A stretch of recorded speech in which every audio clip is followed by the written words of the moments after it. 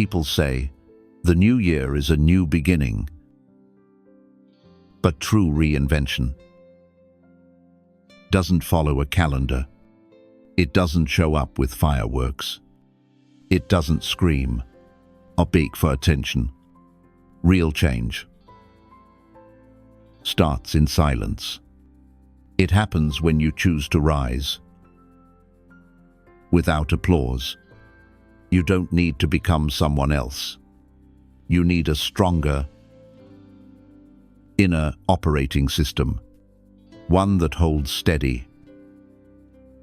When everything else falls apart, reinvention isn't loud. It's subtle, strategic, stoic. Motivation is a spark.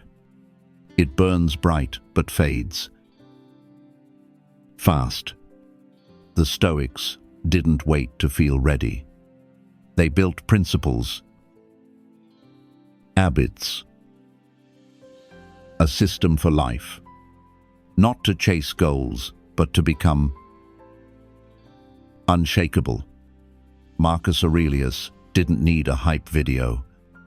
He needed discipline. Seneca didn't wait for inspiration.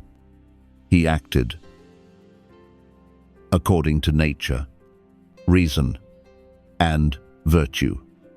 See. Self-help says, take action. Stoicism says, control your mind. That changes everything. When your actions come from clarity, not emotion, you stop reacting to life. You start directing it. In this video, you'll learn 10 Stoic habits that will rebuild you from the inside out, quietly, powerfully, every single day. This is your framework, not for chasing more, but for becoming more people. Imagine transformation like a lightning strike. Sudden, violent, visible. Like one day, they'll just flip the switch, wake up early, eat clean, stay calm, focus for hours, meditate at sunrise, write their life plan, conquer the world before breakfast. But the Stoics would smirk at that fantasy, because real change, Stoic change, never arrives in fireworks. It arrives in footsteps, soft, barefoot, quiet, so quiet. Most people ignore it. Marcus Aurelius said, you become what you repeatedly do. He didn't say what you dream about. He didn't say what inspires you for 15 minutes after a motivational video. He said what you repeat, action by action, brick by brick. That's how the internal empire is built. And here's the part that most people get wrong. You don't need big actions. You need undeniable ones. You don't need to run 5 miles on day one. You need to walk when every cell in your body says, just sit. You don't need to meditate for an hour. You need to close your eyes for 60 seconds and not run away from yourself. You don't need to become invincible overnight. You need to do the smallest, hard thing consistently. The world doesn't reward invisible progress, but your brain does. Because every time you keep a promise to yourself, no matter how tiny, you carve a new line into your identity, not loud, not dramatic, but permanent. That's the shift most people miss. They wait until they feel ready to do something impressive. But the Stoic doesn't care about being impressive. He only cares about being in control. And control starts with mastering small resistance. Here's a hard truth. Most people fail not because they lack strength, but because they demand too much of themselves, too soon, and then break under the pressure of their own unrealistic expectations. They try to be a hero for one day instead of being steady for 30. So what's the move? Start so small that your excuses get embarrassed. Write one sentence. Drink one glass of water before your coffee. Stand outside in silence for 2 minutes. Not to prove anything, but to cast a vote, a kiet, strategic vote, for the person you're becoming, because every vote counts. And unlike politics, you don't need a majority. You just need repetition. If you do something powerful once, you'll feel proud. If you do it daily, you become someone else entirely. That's the Stoic way. Not chauve, not spectacular, but unbreakable. Over time, there's something ruthless about this habit. It doesn't care how you feel. It doesn't care if you're tired. It doesn't care if no one notices. All it asks is that you do the thing even for 3 minutes and walk away knowing you showed up. That's why it works. Because it's not fragile. It doesn't depend on motivation, sunlight, mood, or momentum. It just depends on you doing what you said you would, even when no one's watching. And that, ironically, is what makes people watch. They see something in you they can't name. A gravity, a focus, a subtle power that doesn't need to prove itself. You didn't get it from reading. You didn't get it from yelling affirmations into a mirror.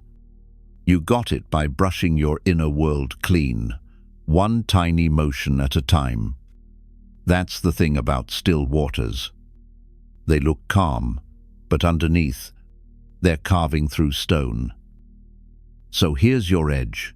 While others chase loud breakthroughs, you chase kie, repetitions. While they wait to feel ready, you act in silence. While they seek validation, you build proof. Not for them, for you. Because when you start small and win anyway, you become someone most people never meet, a person they can't knock off center.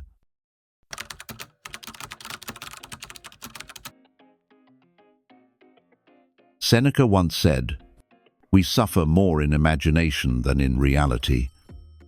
And you'll never understand how true that is until you've sat in silence and watched your own mind attack you with weapons it created. Anxiety is not weakness. It's not panic. It's not failure. It's a signal, a very sharp one. It tells you something needs your attention. But most people don't listen. They react. They spiral. They fight the phantom instead of questioning it. A Stoic sees it differently. When fear shows up, they don't ask, "How do I get rid of this?" They ask, "What exactly am I afraid of? Is it real? Or is it imagined? What can I control in this moment?" That's the difference between drowning and diving. Both are underwater, but only one chooses to be there. So next time your chest tightens, don't run from it. Write it down. Yes, physically. On paper. Don't let the fear stay abstract and shapeless in your head. Turn it into words. Trap it in ink. Name the worst-case scenario. Then challenge it. Is this likely? Has this ever happened before? If it did, could I survive it? This simple act transforms anxiety from a tyrant into a teacher. Because once you stare at the exact shape of your fear, you realize something strange. It's not as big as it felt. It's just loud. Now here's the move that Stoics train for you. Don't stop there. Once the fear is written, you act. You take the smallest possible step that pushes back against the thing you're afraid of. Not to destroy the fear, but to dominate the dynamic. Because when you move, while afraid you're no longer under its control, you become the one directing the terms of the relationship. Imagine a soldier the night before battle. His heart is racing. His hands tremble. He doesn't know if he'll survive the next day. But then he remembers his training. Not the flashy parts, the boring parts. The repetitions, the breathing, the stillness before motion. And in that moment, he focuses on one thing. What's the first movement of my blade? Not the outcome, not the enemy, not even victory, just the first controlled act. That's how you win a war inside your own mind. You shrink it down to 1 square inch of certainty and own it. Stoics don't chase anxiety-free lives. That's a fantasy. They seek anxiety-dominant minds. And that's built by practicing one powerful question, again and again. What can I control right now? Can I slow my breath? Can I redirect my attention? Can I take one micro-action that reminds me I am not helpless? If yes, you just won. Not the war, but the moment. And that's all you need. Because when you win enough moments, the anxiety doesn't vanish. It submits. It learns that your mind is not a playground. It's a battlefield. And you're not the victim here. You're the commander. So the next time anxiety creeps in like fog, don't try to outrun it. Stand still. Look it in the face. Dissect it with the cold blade of Stoic logic. And then take one small, defiant step forward. That's how you master fear. Not by escaping it, but by making it report to you.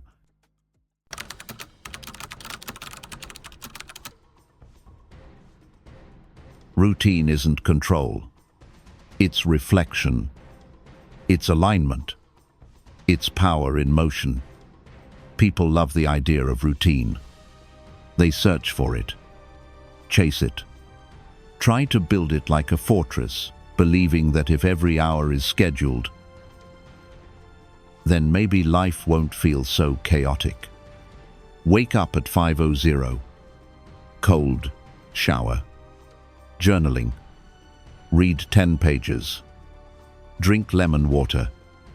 Work block 1. Check off tasks. Eat clean. Sleep early. Repeat. It looks perfect on paper. It sounds impressive on Instagram. But in reality, it often feels like walking on eggshells inside your own life. Because rigid routines don't bring peace. They just give you the illusion of control. A Stoic sees it differently. For the Stoic, routine is not about domination. It's about harmony. You don't control time. You align with it. And alignment feels different. It doesn't trap you. It carries you. Just like a rhythm. A musician doesn't fight the beat. He flows with it. He repeats it. He honors the tempo, not by force, but by presence. That's what the Stoic builds. Rhythm, not rigidity. Seneca once said, "Order your life as nature does hers, with purpose, not pressure." This is the Stoic rhythm. A way of living that is consistent, yet not suffocating. intentional, yet adaptable, firm, but not frozen. So how do you build a life like that? It starts with a fundamental shift. Stop measuring your routine by the clock. Start measuring it by virtue. Most people ask, "How many hours did I work today?" The Stoic asks, "How did I live today?" Most people ask, "Did I finish my to-do list?" The Stoic asks, "Did I act with discipline, with courage, with temperance?"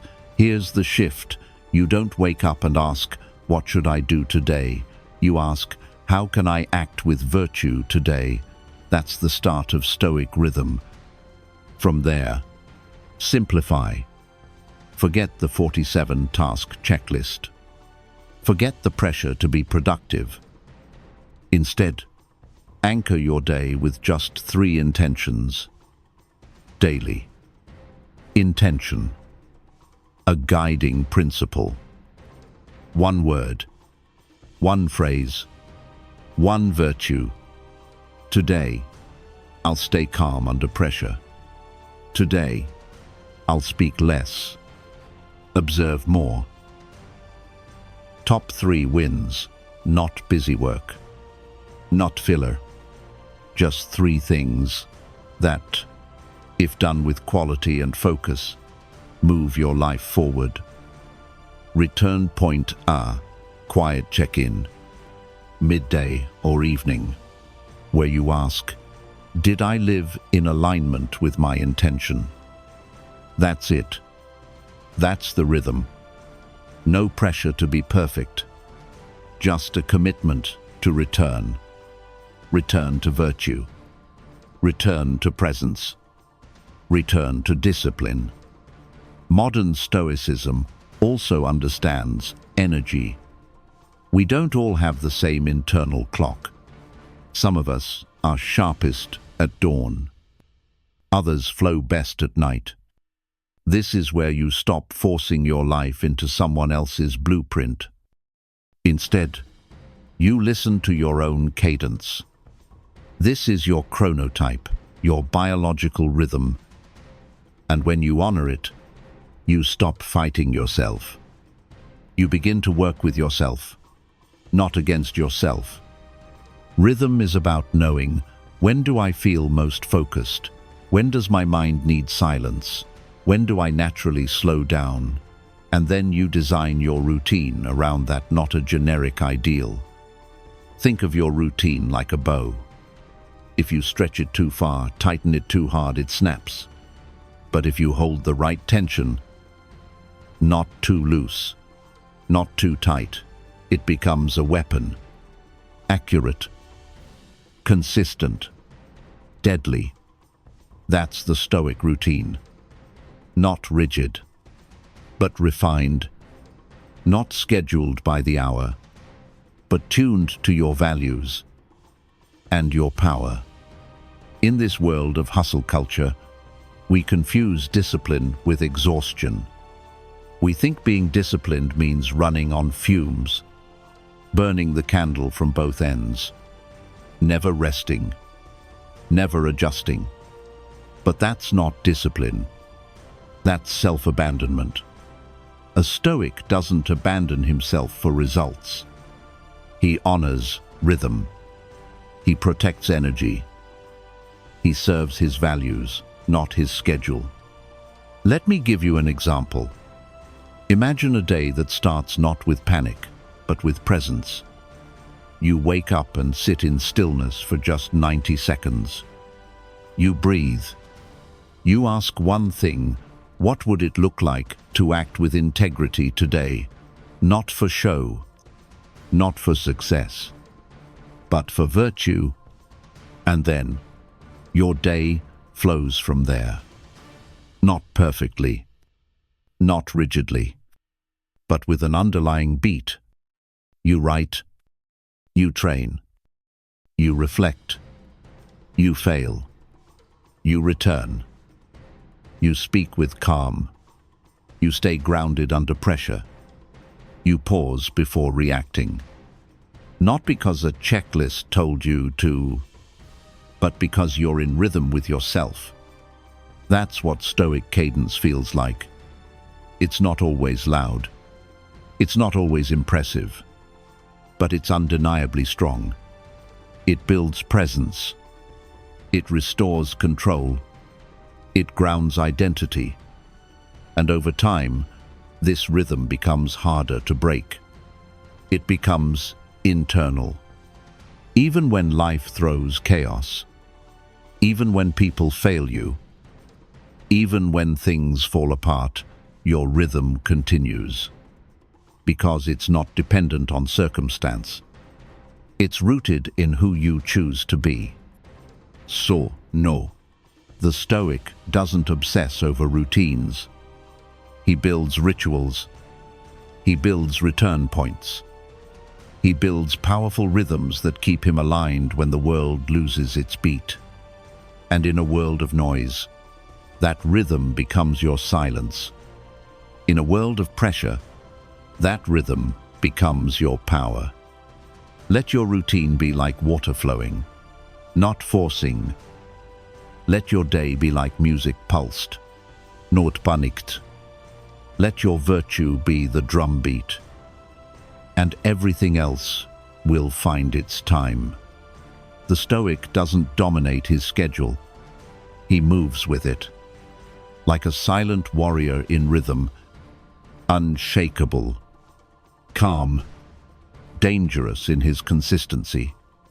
That's habit 3, and it changes everything.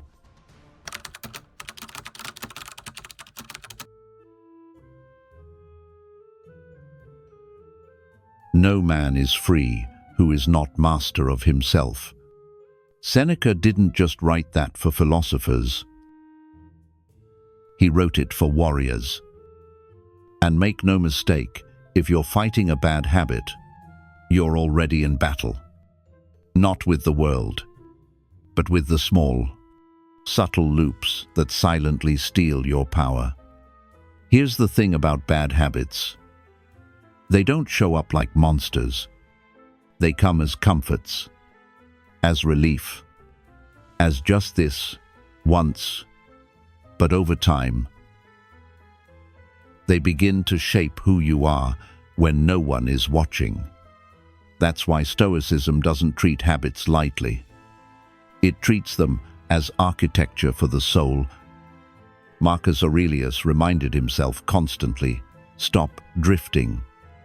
Return to yourself. He understood that discipline is not about being perfect, it's about returning. Again and again, without shame, without delay.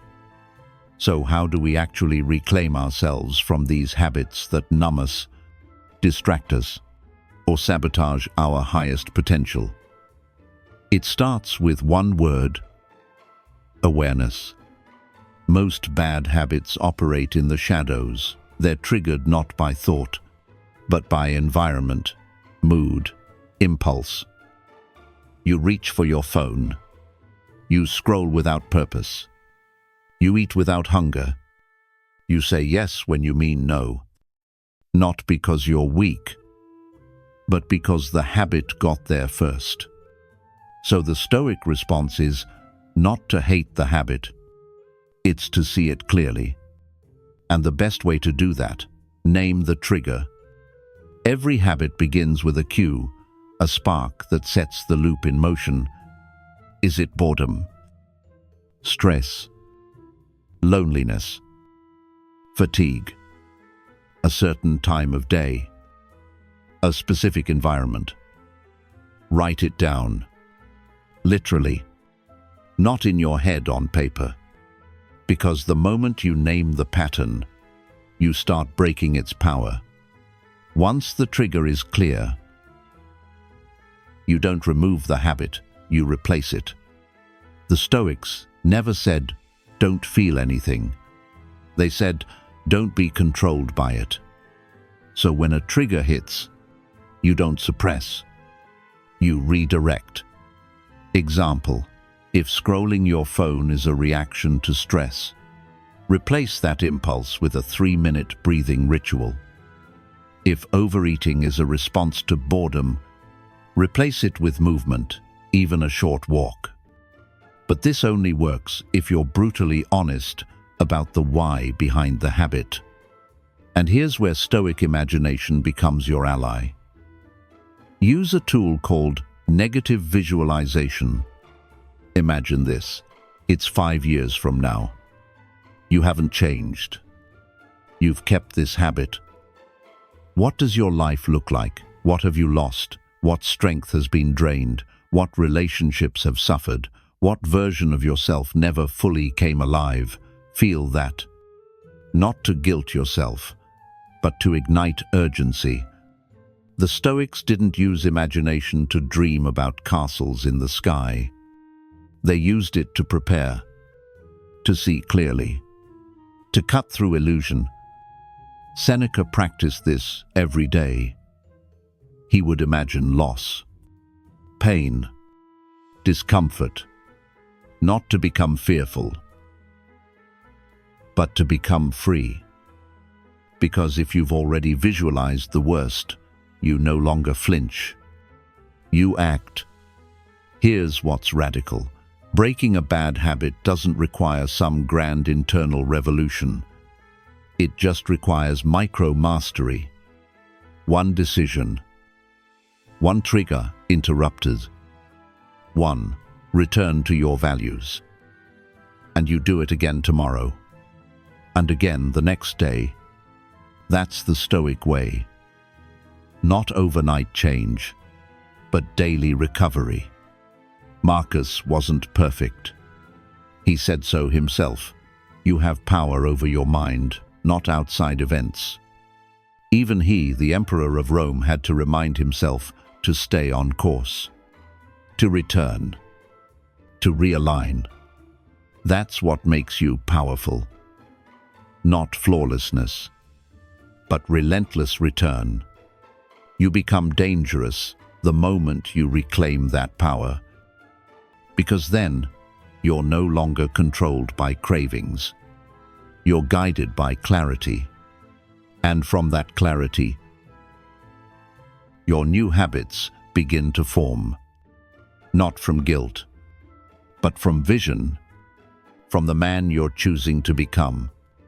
So tonight, before bed, don't aim to fix everything. Just track one thing.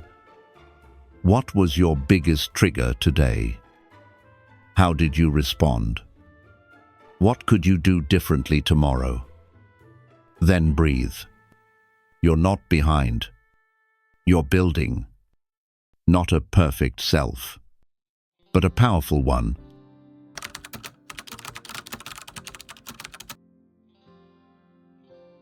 You could leave life right now. Let that determine what you do. Marcus Aurelius. Those aren't just poetic words. They're a slap to the face, meant to wake you up. Because the truth is, most of what fills your day doesn't matter. It feels urgent, but it's empty. It looks productive, but it's hollow. You scroll, you click, you react. And in the background, life quietly slips away. Stoicism teaches this one hard truth. If it doesn't align with your values, if it doesn't serve your purpose, it's noise. And noise is the enemy of depth. Here's a practice that may sound simple, but it's brutally revealing. Do a 7-day audit of your time. Every hour, every app, every conversation. Write it down. Not to shame yourself, but to see. You'll notice a pattern. There are things you do that drain you, that distract you, that numb you. Now circle 3 of them. Just 3.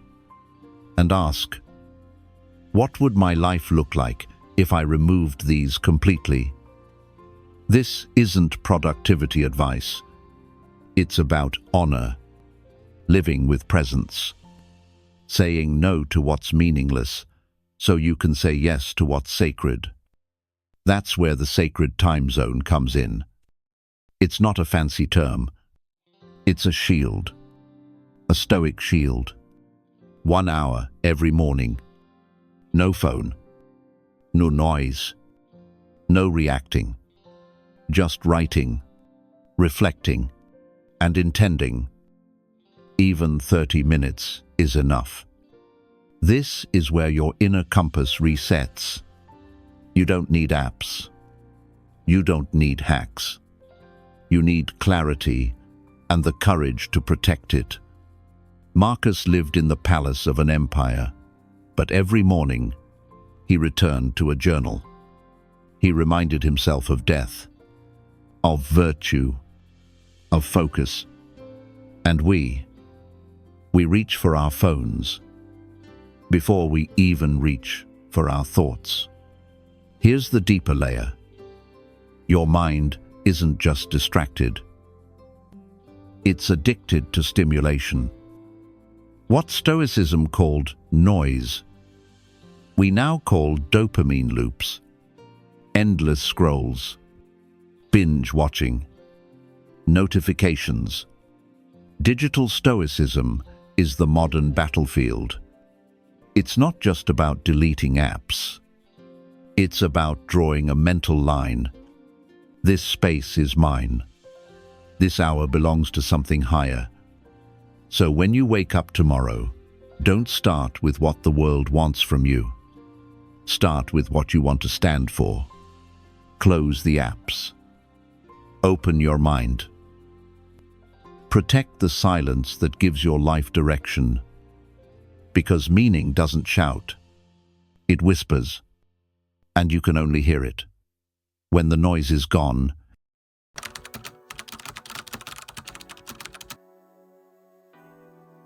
Marcus Aurelius once said, "The obstacle becomes the way."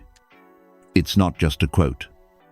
It's a command, a reminder that the path to becoming unshakable is not lined with comfort.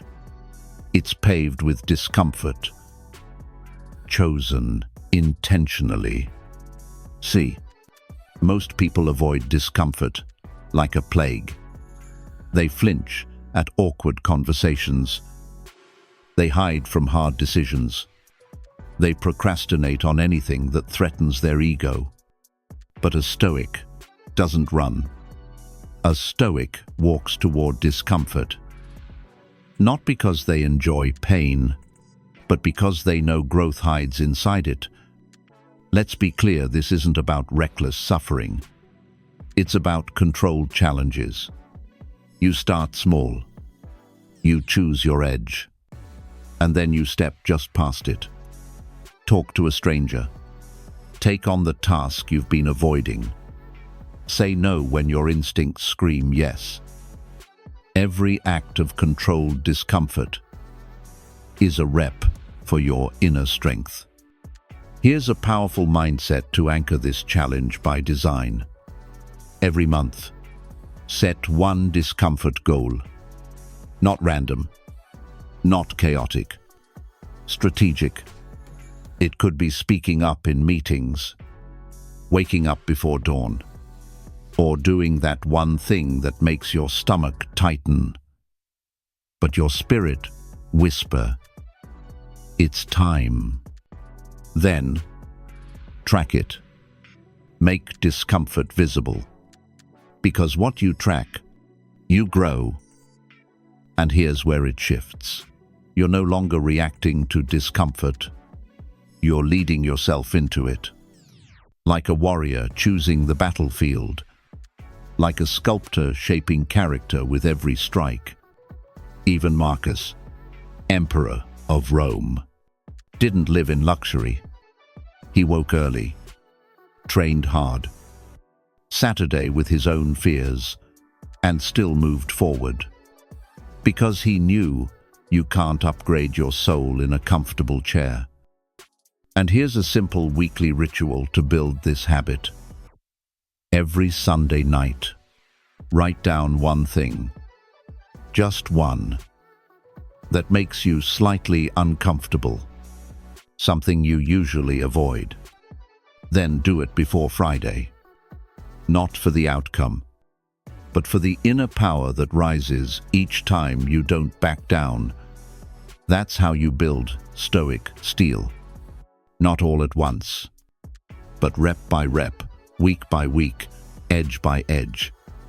So the next time something makes you nervous, pause, smile, lean in. Because discomfort isn't the enemy, it's the gateway. The version of you've been trying to become is waiting on the other side of what you're avoiding.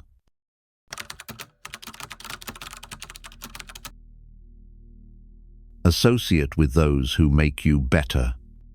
Seneca. Let's pause on that for a moment, because that one sentence is enough to shift the entire direction of your life. Think about it. Most people are deeply influenced by their environment, yet they act as if they're immune. They let anyone into their world, anyone into their mind, and then wonder why they feel distracted, anxious, undisciplined. But the Stoics knew better. Marcus Aurelius wrote in his Meditations that we must protect our inner citadel, and Seneca warned us. The wrong company doesn't just waste your time. It distorts your values. It erodes your edge. It dulls your clarity slowly, subtly, and dangerously. So here's the first truth. Your circle is shaping you. Even when you're not paying attention, their habits rub off. Their standards become your baseline. Their drama seeps into your peace. Their mediocrity whispers in your ear, it's okay to settle. That's why you need to approach your relationships the way a gardener approaches a sacred plot of land. You prune what no longer grows. You remove weeds early, before they choke the roots. You water what strengthens you. And you choose carefully what you plant. So ask yourself honestly, who are the 5 people closest to me right now? Do they sharpen my mind? Do they challenge me to rise? Do they reflect the values I claim to live by? Or are they constantly stuck in gossip, indulgence, distraction, negativity? It doesn't mean you hate them. It doesn't mean you cut people off with coldness or arrogance. It simply means this: you guard your inner life with the same discipline you guard your time. Because what's at stake is not just comfort, it's who you become. Now let's get practical. Take a piece of paper. Write the names of your inner circle, friends, co-workers, even family. Next to each one, write a simple mark. If they lift you up, if they pull you down, if they keep you stuck, then ask yourself, how many do I truly have? And if the answer is 1 or none, don't panic. But do get intentional. Start looking for spaces where growth is normalized, where depth is respected, where silence isn't awkward. It's sacred. That might be a Stoic community online, a local group who values inner mastery, even one friend who shares your hunger for stillness, focus, and truth. You don't need a crowd. You just need alignment. 1 or 2 people on the same path can ignite more transformation than 20 people who drain you. And here's the second part. Don't just search for people who elevate you. Become someone who elevates others. Be the presence that calms. Be the voice that cuts through the noise. Be the one who listens with intention and speaks with clarity. When your friends spiral in chaos, don't join them, ground them. When they complain, don't escalate, redirect. When they shrink from challenges, don't enable.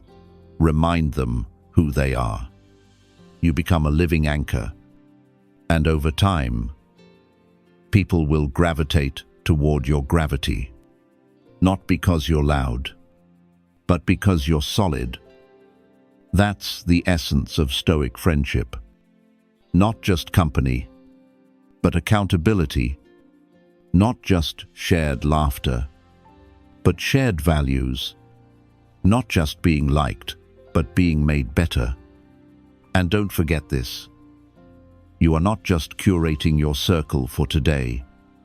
You are planting the seeds for who you'll be 5, 10, 20 years from now. So guard it, shape it, water it with care. And when you feel tempted to stay in circles that drain you just because it's familiar, remember this: your future self is watching, and he's begging you to choose strength over comfort, because the garden you walk in tomorrow is built from the seeds you plant today. So let's plant with intention. Let's prune with courage. And let's make sure the people around us are not just close, but aligned. As Seneca said, again and again, associate with those who make you better. And just as importantly, be someone worth associating with.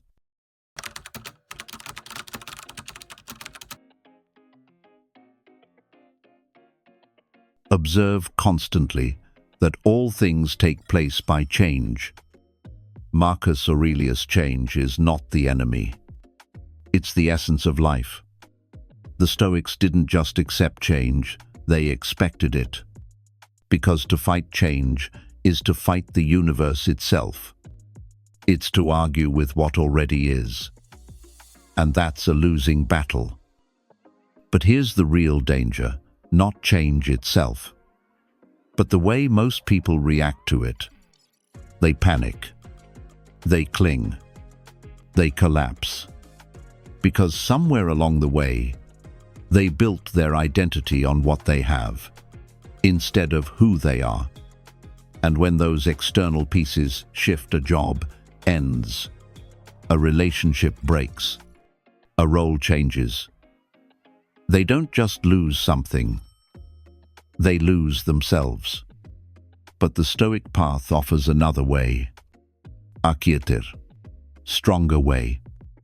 You embrace change without losing your center. Here's how: 1. Reframe change as a portal, not a threat. When something shifts, ask, what is this change here to teach me? Where is it asking me to grow stronger, deeper, clearer? Instead of saying, this shouldn't be happening, say, this is part of the training. Every season has its purpose. Even winter has its wisdom. Marcus Aurelius would remind himself, you were born to adapt. You were built for resilience. This isn't personal. It's part of the plan. That mindset alone, it turns chaos into clarity. R. Use a change log. The Stoics journaled constantly, not just to reflect, but to build inner structure. You can do the same. Start a simple log. Every time something shifts in your life, big or small, write it down. Then ask 3 questions. What did I learn? What did I unlearn? What step forward did this create? This habit trains your mind to find wisdom in the waves, to stop fearing the tide and start surfing it. Over time, you'll notice a powerful shift. You won't just be surviving change. You'll be leveraging it. San, anchor yourself internally. This is where true Stoic strength lives. Because no matter how much the outside world shifts, if you've built your life on values, not variables, you can remain still. This is called inner anchoring. It's the art of being grounded in what doesn't change: your principles, your integrity, your faith, your philosophy, your calm. The storm can rage, but you remain a mountain. Let me give you an image. A tree in a violent windstorm. The leaves shake, the branches sway, but the roots don't move. That's what Stoicism trains into you. Root-level clarity.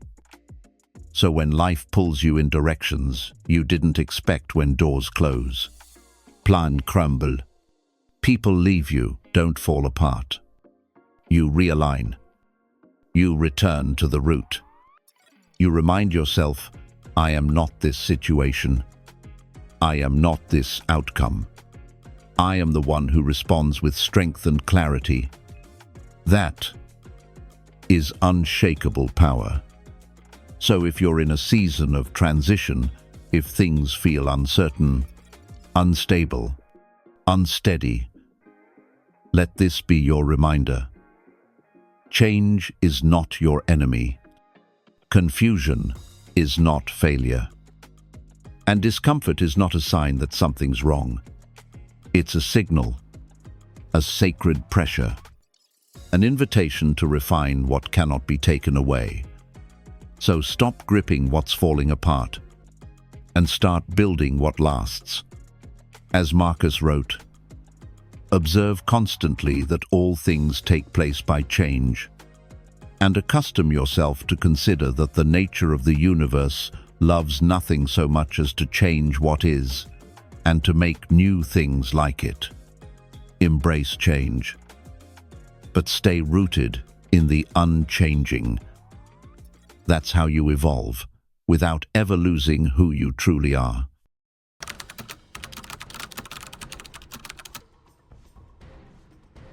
There's a silence that follows failure. A heavy silence. It's not loud like anger. It's not sharp like fear. It's just still. And in that stillness, most people do one of two things. They collapse, or they numb. But the Stoics did neither. They stood up inside, even when the world said, stay down. Marcus Aurelius, sitting alone in his tent, with an empire crumbling around him, wrote, what stands in the way becomes the way. He didn't write that for applause. He wrote that because pain had become his daily guest, and instead of running from it, he leaned in. That's what forged strength looks like. You see, steel doesn't become steel without fire. It starts as raw iron, unshaped, soft, brittle. But put it in the forge, heat it to a near breaking point, strike it with relentless force, and it becomes something else. Something that doesn't break easily. Something that cuts through anything. That's you. Or rather, that's who you become. This isn't about toxic positivity. This isn't about just be strong. This is about the discipline of rebirth. Because every failure is an invitation, not to feel sorry for yourself, but to study the fall, to extract the lesson, to sharpen the blade. After every setback, you write, not to vent, but to document your evolution. Write down 3 things. What the pain taught you, where your thinking cracked, and what you'll do now because of it. This isn't therapy. It's war strategy. You're building a resilience log, the way a blacksmith builds armor 1 layer at a time. Each blow adds strength. Each scar becomes instruction. The more life hits, the more precise you become.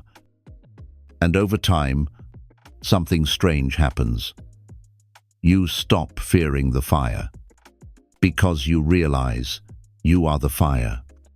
You begin to welcome discomfort like a forge welcomes heat.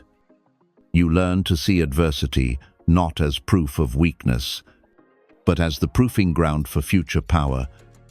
Look back at your hardest seasons, the moments that shattered you, the times that felt like endings. You didn't die there. You were reforged there. Your mind got quitté. Your soul got sharper. Your tolerance for bullshit vanished. You emerged, not louder, but colder, clearer. That's what Stoicism offers. Not a life free from pain, but a mindset immune to it. Because you stop asking, why me? And you start asking, what is this forging me into? That's the question of the warrior. That's the mindset of steel. And the truth is, you don't need motivation to bounce back. You need structure. You need ritual. So every time you fall, write. Every time you fail, record it. Not to relive it, but to remind yourself, I've been here before, and I didn't evolved. Don't glamorize the pain. Don't romanticize the suffering, but respect the forge. Because if life has to burn away your old self, so your stronger self can emerge, let it. Let the world think you've been defeated. Let them underestimate the silence between your fall and your rise. Because they'll forget one thing. Steel isn't loud. It doesn't scream. It just cuts. So when life strikes again, and it will, don't flinch. Don't retreat. Stand still. Let the fire hit you. Let it shape you. Let it burn away the excess.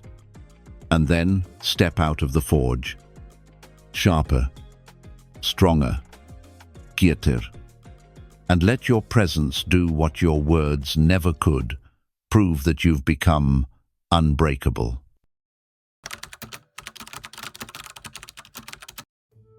Seneca once wrote, "Each day is a life in miniature." He didn't mean it poetically. He meant it as a blueprint. Because most people are always chasing tomorrow.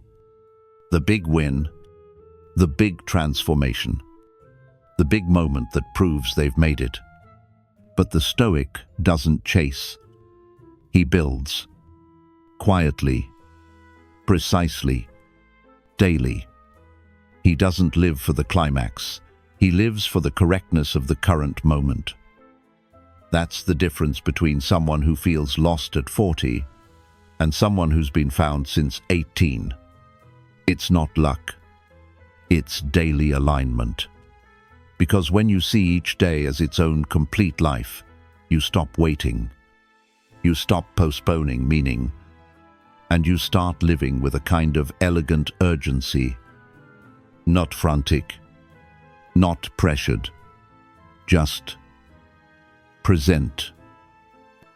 You wake up knowing this day doesn't lead to life. This is life. So how would you treat it? If you really believed that, would you waste it scrolling? Would you numb it with distractions? Would you let small emotions sabotage something sacred? Or would you move with intention, just one act of kindness, one act of discipline, one act of reflection? That's all it takes. Not for the world to change, but for you to stop betraying yourself. This is the daily strategy of the Stoic. A quiet kindness that costs nothing. A disciplined act that costs comfort. A reflective moment that costs your ego. Together, those three acts become a life. And when night comes, you ask yourself a single question: did I live well today? Not perfectly. Not Impressively, just, well, because if you can end the day with peace, you've already won. You don't need applause. You don't need proof. You don't need to impress a world that's already lost in its own performance. You just need to live a mini life, each day. And if you live one good day, and then another, and then another, you don't need to fear death, because you've already died and lived well 1,000 times. That's Stoicism, not a theory, not a philosophy for scholars, but a way of moving through time with your soul awake. So when the world tries to rush you, pressure you, pull you into dreams that don't belong to you, slow down, return to today. This sunrise, this breath, this choice, this moment, and live it so fully, so precisely, that if it were your last, you wouldn't need to change a thing.